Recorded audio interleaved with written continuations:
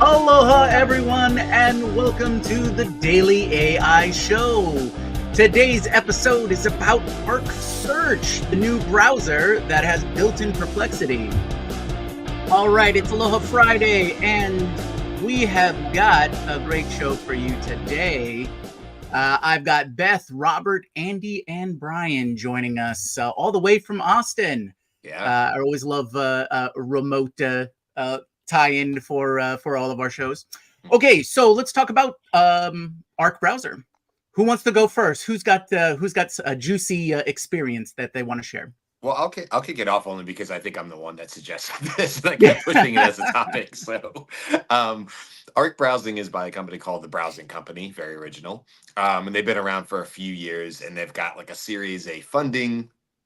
And like a lot of these AI companies or just software companies, tech companies, it's with previous co-founders of Instagram, Meta, Google, it's always the case, right? Because they want to show that they got the goods, they got the right people there. But so let's break it down because Arc Browsing has two distinct things. Today we can talk about both. The intent was to talk about the app, so we can talk about that on mobile. But they also started with desktop, and more specifically, they started with Mac. So they were only Mac for a while. Robert, you were using them, I think, for a while, and then just recently, I got access to the Windows side of things. Now, I will tell you, as of the last time I used Arc Browsing on my desktop for Windows, I'm not sure that there's enough distinguish between like just using Google or Chrome rather that you would be like, oh my God, this is the future of searching.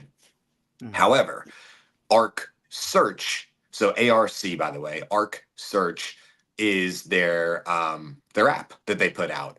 And that I actually do think is the future of browsing. Like I know we have Google and the types of search features we have on there that they're doing. But I kind of feel like this is the best of both worlds. And Jimmy, you said it at the top of the show. You don't have to use Perplexity, but that is one of the browsing methods you can use along with Google. You can use DuckDuckGo. There was at least Kaya, or not Kaya, but another one like that. There was two other names on there that I'd never even heard of that are probably just smaller companies or whatever.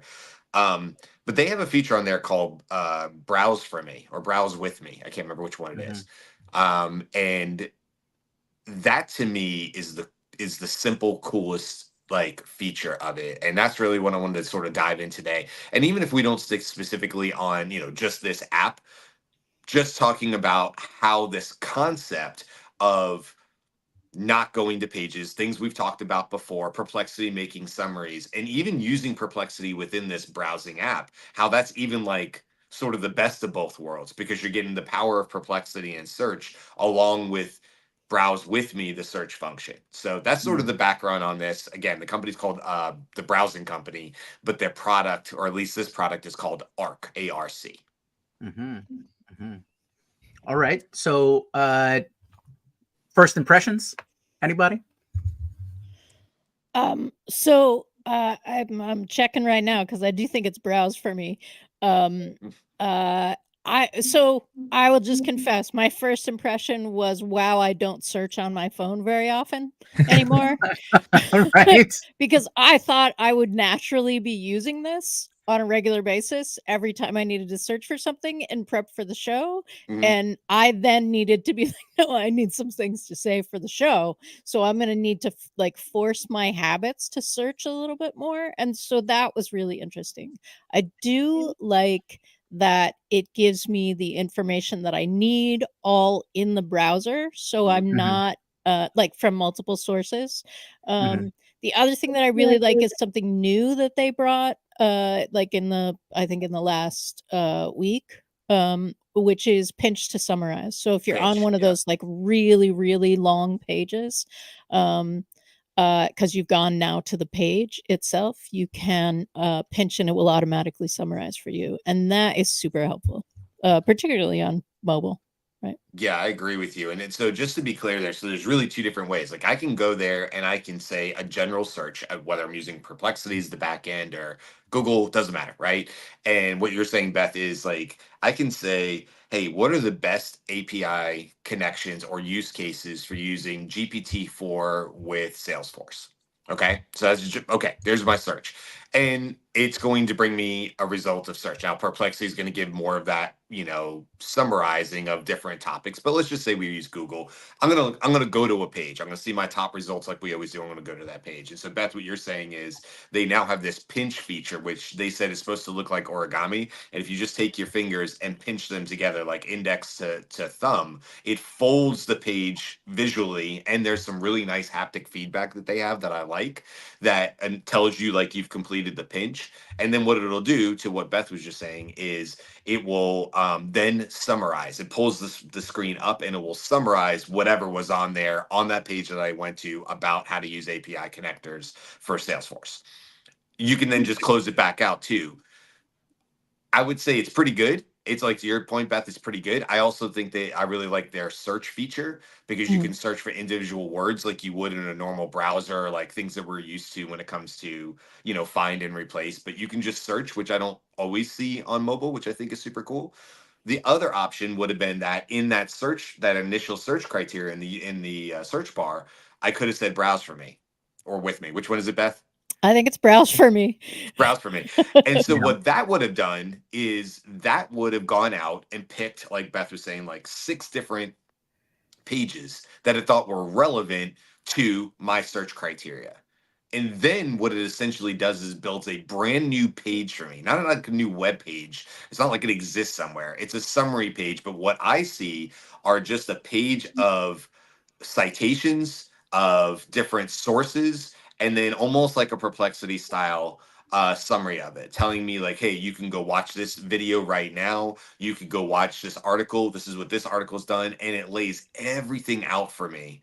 But I never had to go to like the search results. I never had to see an ad. It just simply gives me what I want right there in the search result. And it cuts out all the other fluff. Gotcha. Has anyone used the Arc Max or Arc Boost features that they offer? Okay. I didn't. Go ahead. I guess I should chime in, just because I in the last 3 minutes while we were talking, I downloaded it and used it. Okay. So it's super quick. Real how behind I am, also how quickly it is for me to have an opinion. Holy crap, it's fascinating. So obviously I went through the first automated suggestion, which is what's for dinner tonight or whatever. But I was like, I want to go to an Asian restaurant in Knoxville, Tennessee, and then browse for me. And it was very cool. It basically took all the different Asian ones, and I've known all the restaurants there. So I was like, okay, I know that one or that one. This is good pick. And then it said, okay, well, let's go back to cuisine type. There's Japanese, there's Chinese, there's Laotian. That's really cool. And then it kind of gave me a synopsis of what they're known for. And it was like, and where the websites it got all the information, which is really brilliant. Like, it does all the work, like you said, Brian, of what we used to have to go through Blue Links for, which is, it's a hybrid between a OpenAI kind of interface and Perplexity maybe. It really does it in a clean way. What I didn't like, though, is I actually wanted to go to Nama Sushi, which is a place I like to go in Knoxville, to their website. And it took me several clicks for it to give me the actual, I couldn't find how to do the website. Maybe it's just user interface, getting used to it. But I would click on it and it would give me another summary of 5 websites that would, it searched the name Nama Sushi and give me 5 more sites. But I finally was able to go, oh, okay, if I click on this is the actual website. And so that was cool. But I love the pinch feature, like you said, Beth. You pinch it and it just summarizes the site for you. Give me all the location, the hours, the contact, and the menu. So I'm excited.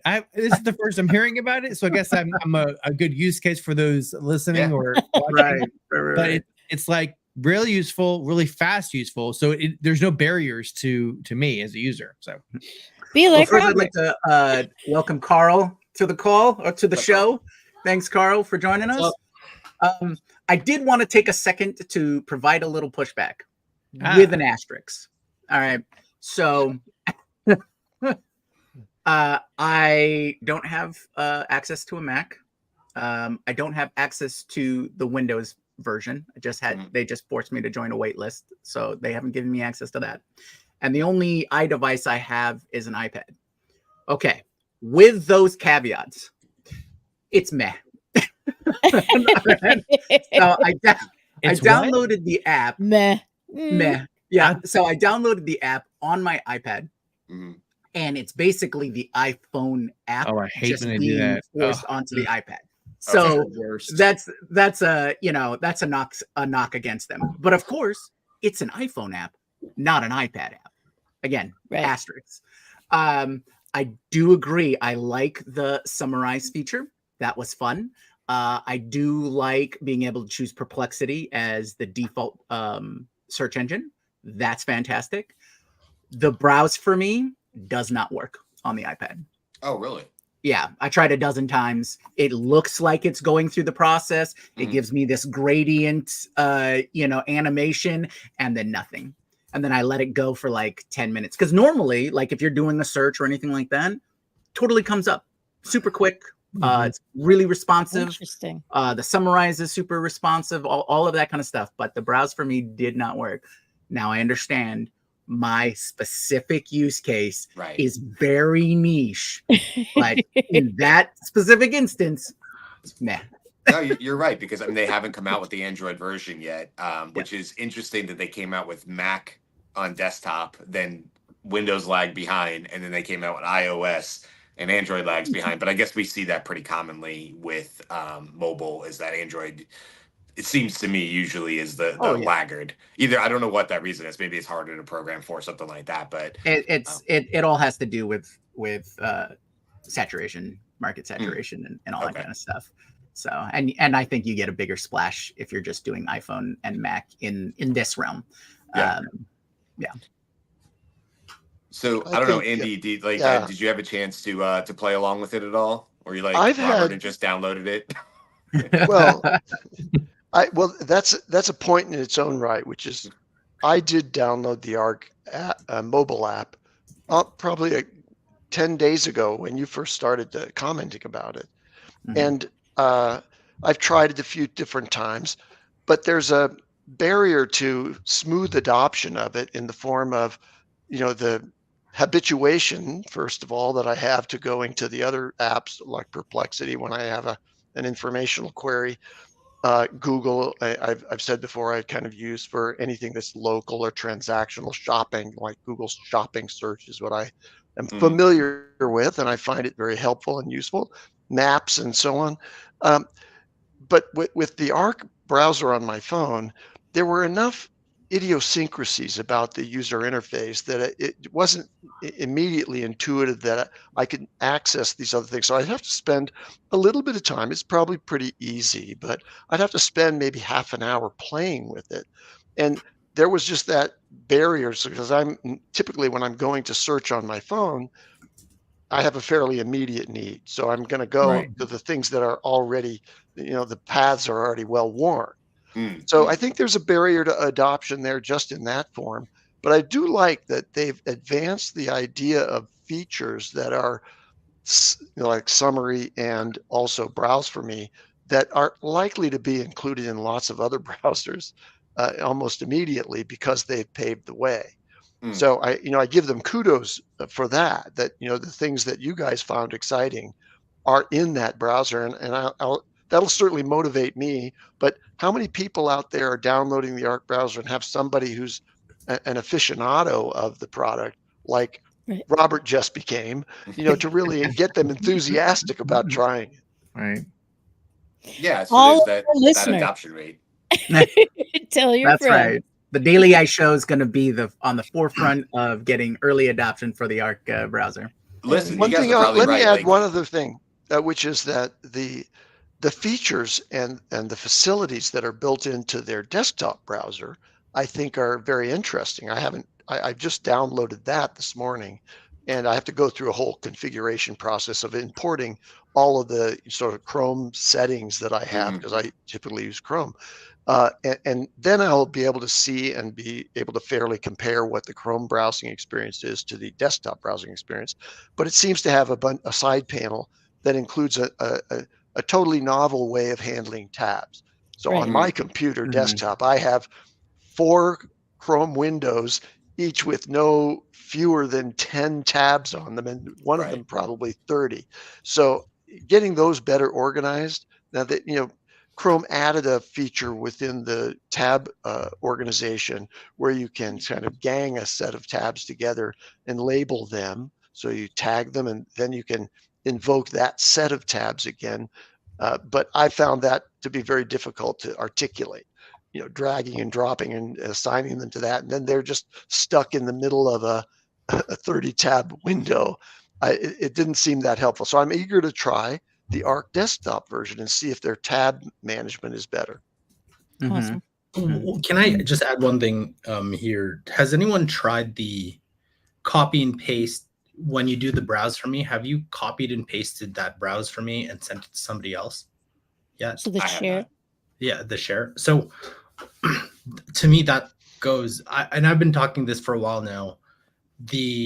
I believe the future of websites, now that I've actually built something like this, is that when somebody goes to your website, and I think Arc Browser and another tool called Globe.Explore is doing that, where you're typing in what you want and it's dynamically building something for you that's personalized to you.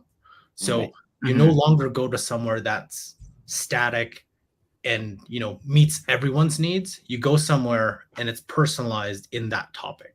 So I thought that's a really cool feature where if you send it to somebody, it's cool. I sent it to myself, looked on desktops, like, oh, this is neat. It's built the search of all the different things that you're wanting to look for. It's all there.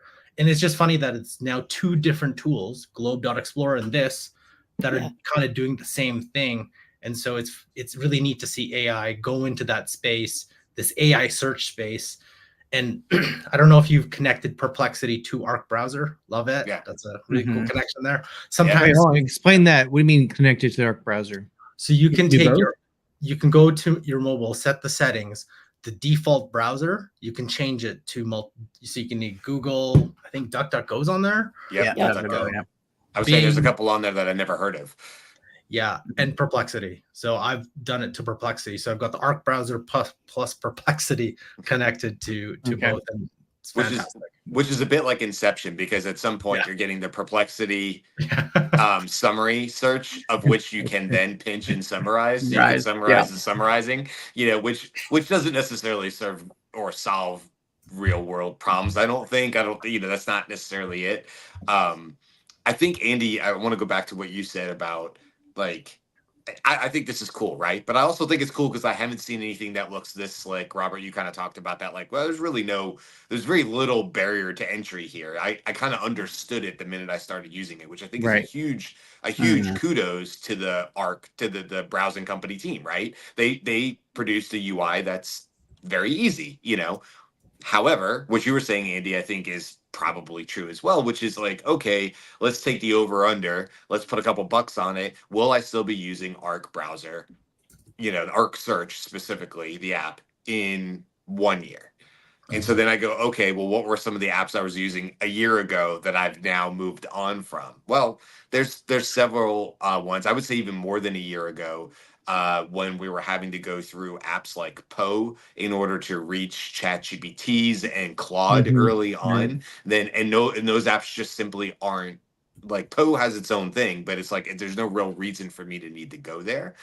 And then I look at the browsing experience and I go, okay, on my phone, I have Safari, I have Chrome, I have Brave, I have Perplexity, and now I have Arc. and if you ask, and that's not even including like Google Maps and other ways, like you were saying, Andy, that I might use Google to search based on, if I'm going to look for restaurants, I'm going to go to Google Maps. It's actually better for me. Or YouTube is its own search, criteria if you wanted to. So I'm like, okay, I have all these unique use cases.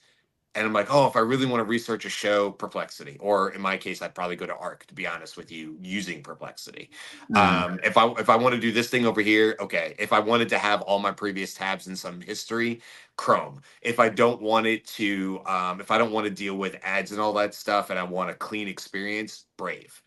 Like, obviously, that's not the future. Like, I've divided, I'm all over the place. So I'm not sure. Is it just, I guess what I'm saying is, like, is this just like a wait and see that a Chrome goes, yeah, you know what? Thanks, everybody else. We know exactly what the market wants.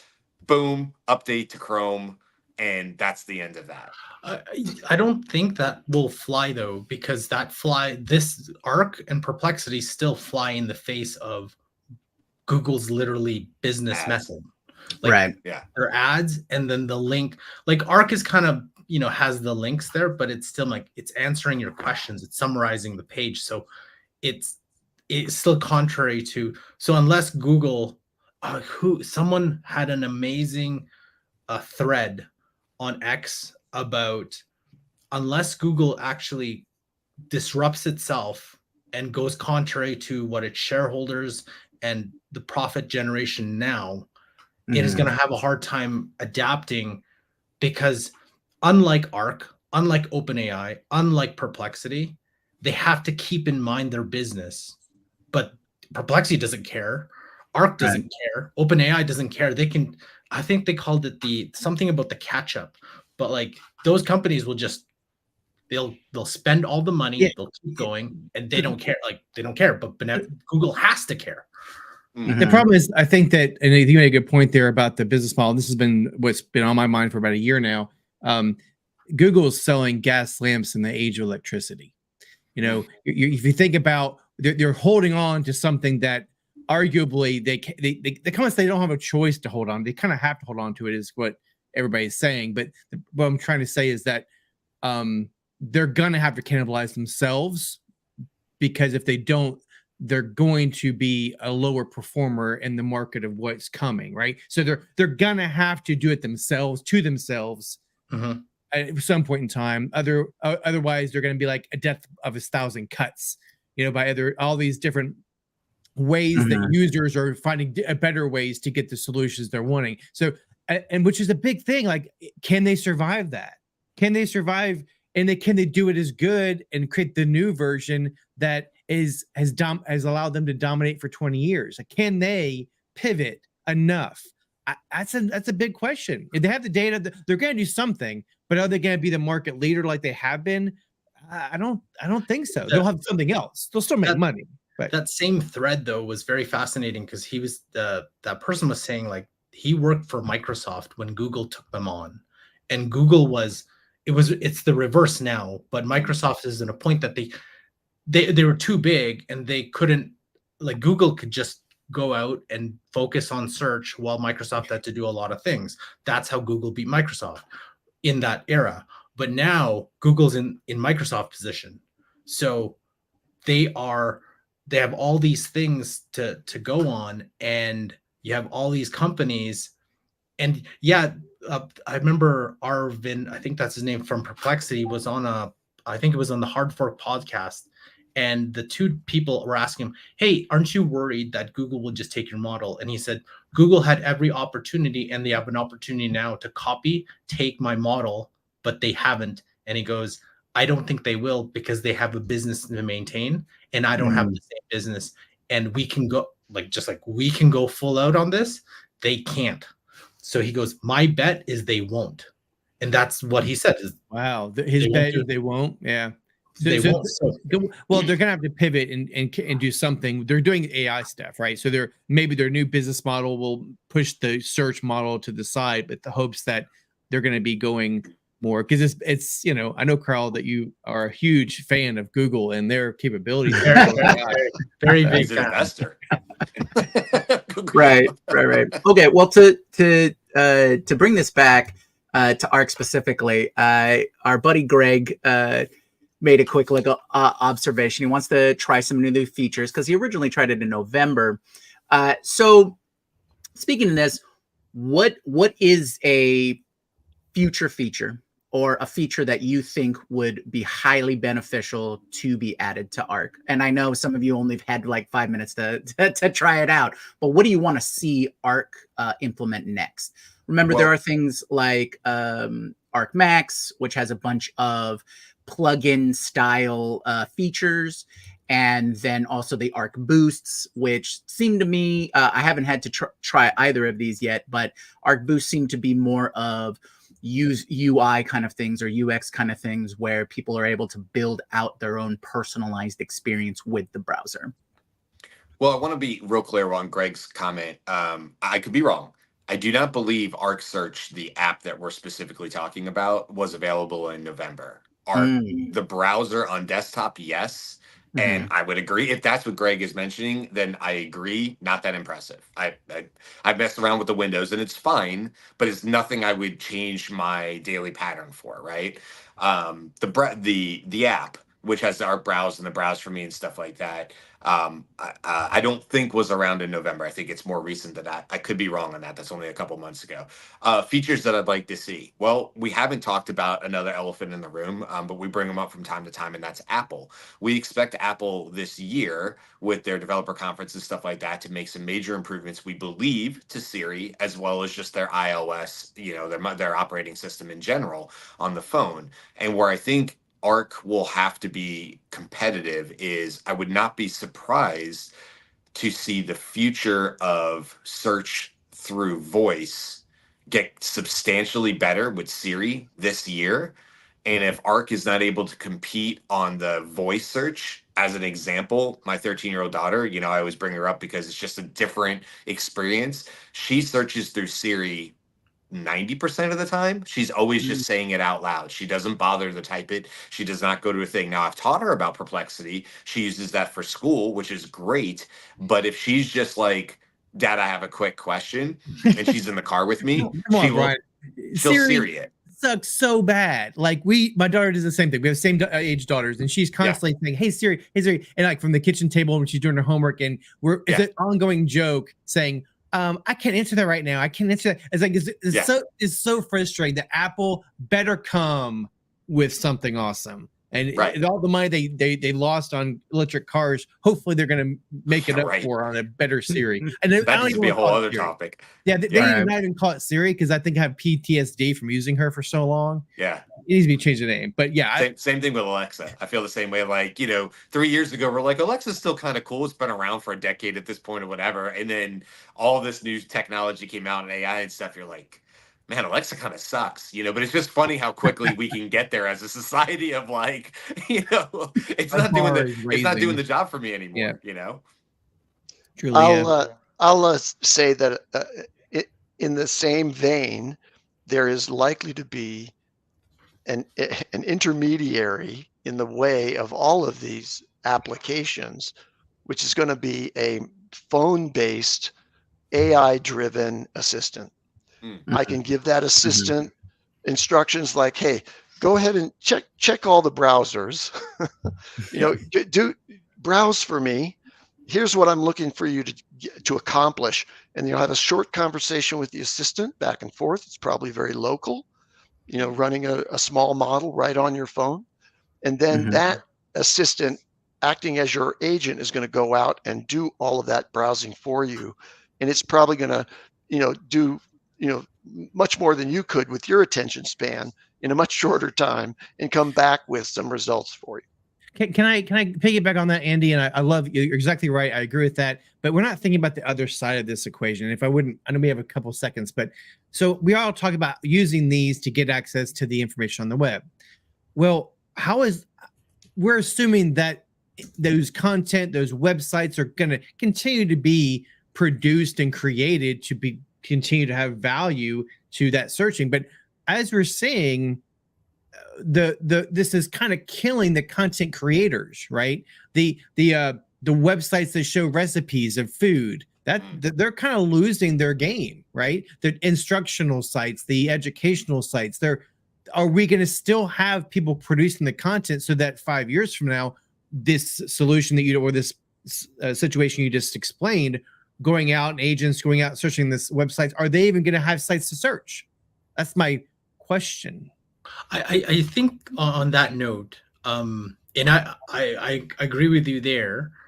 I just right now Arc, if outside of Perplexity, it kind of just still like it just gives like when it creates browse for me, it's still a bunch of links that in the end you still need to go. And even if you summarize, I've been to recipe websites, it doesn't give you the full recipe. Sometimes it gives you a couple of them. It doesn't do that. I do believe the content creators will be moving to other platforms like I don't know or other mediums like audio, video. I don't think writing is going to be the dominant platform, especially with multimodal. It just doesn't make sense to when that is the easiest form of content to commoditize. So That's why a good would point. you? Why would you keep writing? Why would you do that? I think it's going back to Brian's comment about having these apps, having the audio version is the new normal. Like how many of us actually type a text that's long? I mean, yes, you're going to type yes or no or quick response, but I would say 90% of the time I'm doing speech to text on a long text to my friends or whatever. So I think that medium, like you just said, is you'll be talking to the bot, we'll get a response audio, you'll give an audio, it'll be back and forth via audio. So that's an interesting prediction. Anyway. And so I'm not totally convinced that text is going away, but I do think that the primary medium will be audio or video, and then there will be an automation that writes from that, right? So because why would you not, right?